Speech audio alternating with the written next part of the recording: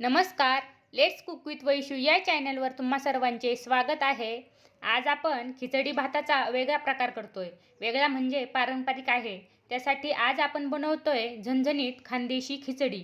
खानदेशमध्ये ही खिचडी घरोघरी थोड्याफार फरकाने केली जाते. चला तर मग रेसिपीला सुरुवात करूया. त्यासाठी कुकरमध्ये मी तूप घेतले आहे. तूप गरम झाल्यावर त्यामध्ये मोहरी टाकायची आहे. नंतर जिरे टाकायचे आहे आणि थोडेसे खडे मसाले टाकायचे आहेत. नंतर त्यामध्ये ठेचलेलं आलं लसूण टाकायचं आहे आणि उभा कट केलेला कांदा टाकायचा आहे. कांदा व्यवस्थित परतून घ्यायचा आहे. हे बघा, इथे आपण कांदा 2-3 मिनिट छान परतून घेतलेला आहे. खडा मसाल्यांचा सुवासही छान येत आहे. कांदा परतल्यावर त्यामध्ये शेंगदाणे टाकायचे आहेत. नंतर कट करून घेतलेली तुंडली टाकायची आहे. फ्लावर टाकायचा आहे. इथे मी 2 बटाटे कट करून घेतले आहे. बटाटे टाकले आहेत. नंतर 2 मोठे टोमॅटो कट करून घेतले आहे, तेही टाकले आहे. सर्व भाज्या टाकून व्यवस्थित मिक्स करून घ्यायचे आहे. इथे आपण भाज्या 1 मिनिटभर छान परतून घेतले आहे.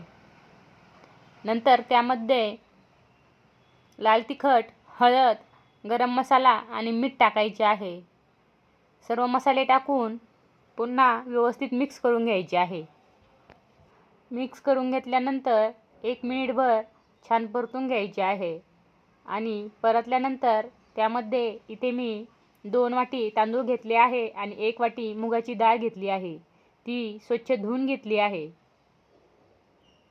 डाळ तांदूळ टाकायचे आहे आणि व्यवस्थित मिक्स करून घ्यायचे आहे.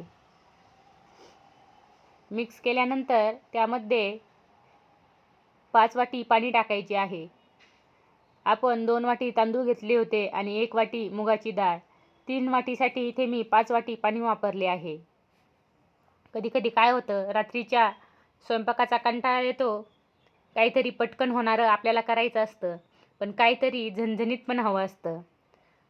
मग यामध्ये आपल्याला भाताचेच प्रकार आठवतात. त्यामध्ये मसाले भात, खिचडी भात, पण तेच ते प्रकार नको वाटतात. त्यासाठी इथे आपण वेगळ्या प्रकारची खानदेशी खिचडी बनवली आहे.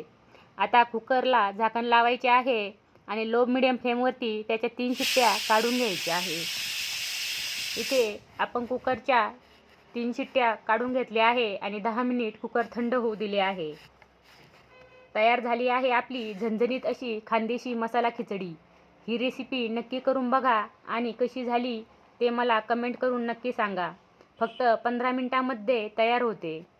खिचडी आवडली असेल तर रेसिपीला लाईक आणि चॅनल सबस्क्राईब नक्की करा.